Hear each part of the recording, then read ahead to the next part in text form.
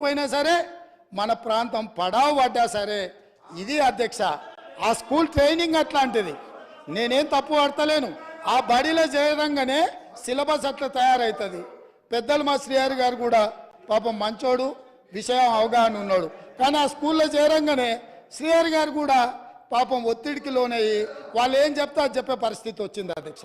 అందుకే అధ్యక్ష ఈ చర్చల కంటే కూడా నేను ఒక్కటే మాట అడుగుతున్న మిత్రుడు హరీష్ను, ఆయన ఏం చెప్పదలుచుకున్నా ఏమన్నా చెప్పని జరిగిన తప్పులకు క్షమాపణ చెప్పి ఇప్పుడు ఏదైతే సిట్టింగ్ జడ్జో లేకపోతే రిటైర్డ్ జడ్జో విచారణకు వచ్చినప్పుడు వాళ్ళ దగ్గరికి వెళ్ళి కన్ఫెషన్ స్టేట్మెంట్ ఇచ్చి ఎవరి ఒత్తిడి వల్ల వారి రకంగా ఈ తప్పిదాలకు సంతకాలు పెట్టిండో మంత్రిగా ఉన్నప్పుడు కన్ఫెషన్ స్టేట్మెంట్ ఇచ్చి ఒప్పుకుంటే భవిష్యత్తులో దీన్ని ఎట్లా బాగు చేయాలనో దాని మీద ఆలోచన చేద్దామని తమరి ద్వారా వారికి విజ్ఞప్తి చేస్తున్నా అధ్యక్ష.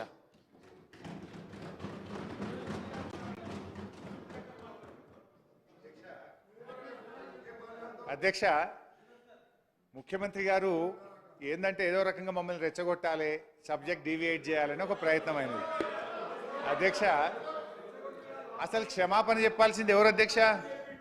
8 ఏళ్ళు 2007లో కొబ్బరికాయ కొట్టి 2014 దాకా కనీసం మహారాష్ట్రతో అగ్రిమెంట్ చేయకుండా తెలంగాణను నిర్లక్ష్యం చేసినందుకు ఈ కాంగ్రెస్ పార్టీ నాయకులకు క్షమాపణ చెప్పాలి. 8 ఏళ్ళైనా కనీసం మహారాష్ట్రతో అంతర్రాష్ట్ర ఒప్పందం చేతగాలేదంటే అది మీ చేతగానితనం, మీ నిర్లక్ష్యం కాకపోతే ఏందని నేను అడుగుతా ఉన్నా అధ్యక్ష.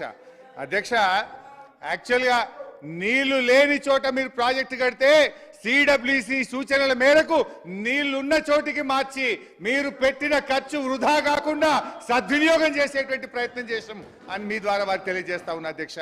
అధ్యక్ష, రంగారెడ్డి జిల్లాకు అది టేల్ ఎండ్ అవుతుంది, నీళ్లు రాదని పాలమూరు ఎత్తిపోతల పథకం నుంచి 6 లక్షల ఎకరాలకు డిపిఆర్ లో స్పష్టంగా పెట్టాం. ఇవాళ రిజర్వాయర్లు అయిపోయినాయి, మీరు కాలువలు తవ్వుతాయి. ఎందుకంటే మొన్ననే మనకు నీటి కేటాయింపులు వచ్చినాయి, ఎన్విరాన్మెంట్ క్లియరెన్స్ కూడా అయిపోయింది. ఆ ఈసీ తెచ్చితే ఇవాళ కాలువలు తవ్వుతే రంగారెడ్డి జిల్లాకు 1 ఏడాదిలోగా నీళ్లు తెచ్చే అవకాశం ఉంది. ఆ పని చెయ్యండి అని చెప్పి మీ ద్వారా వారికి మనవి చేస్తా ఉన్నా అధ్యక్ష. అధ్యక్ష, ఈరోజు ఆ తమ్మిడిహట్టిలో ఆడ చాప్రాలనే వైల్డ్ లైఫ్ లో ఇరికిచ్చారు అధ్యక్ష. వాస్తవానికి ఆ రోజు నేను కూడా 2 సార్లు వెళ్ళాను అధ్యక్ష. మొదలు మేము వెళ్ళినప్పుడు అక్కడ కాంగ్రెస్ ప్రభుత్వం ఉంది. అప్పటి కాంగ్రెస్ ఇరిగేషన్ మినిస్టర్ గారిని నేను కలిస్తే మేము ఢిల్లీ కాంగ్రెస్ చెప్పినా ఏపీ కాంగ్రెస్ చెప్పినా అప్పుడే ఒప్పుకోలేదు, మేము ఒప్పుకునే సమస్య లేదు, ఎట్టి పరిస్థితుల్లో కూడా 152లో బ్యారేజ్ కట్టడానికి ఒప్పుకోము అని ఆనాడు మహారాష్ట్ర ఇరిగేషన్ మినిస్టర్ అప్పటి కాంగ్రెస్ ప్రభుత్వంలో చెప్పారు అధ్యక్ష.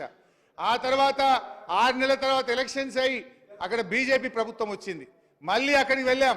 అక్కడికి వెళ్ళి దేవేంద్ర ఫడ్నవీస్ గారు ముఖ్యమంత్రి అయితే వారిని అక్కడ ఇరిగేషన్ మినిస్టర్ను కలిసి మాకు ఇది ఒప్పుకోండి 152కు, మాకు తెలంగాణకు జీవనాధారం అని చెప్పి ఎన్ని రకాలుగా అడిగినా ఆయన ఏమన్నాడంటే అసలు దీనికి వ్యతిరేకంగా పోరాటం చేసిందే నేను, జైలులో పడ్డా అరెస్ట్ అయినా ఈరోజు రాష్ట్ర ముఖ్యమంత్రిగా నేనెట్లు ఒప్పుకుంటా 152కు, ఒప్పుకునే ప్రశ్నే లేదని కొత్తగా మహారాష్ట్రలో పదవి బాధ్యతలు చేపట్టిన ఫడ్నవీస్ ముఖ్యమంత్రి గారు చెప్పారు అధ్యక్ష. స్వయంగా కేసీఆర్ గారు కలిసి మేము కలిసి అన్ని ప్రయత్నాలు చేసిన తర్వాత ఒప్పుకునే ప్రశ్నే లేదు అని చెప్పి ఆ కొత్తగా వచ్చిన ప్రభుత్వం కూడా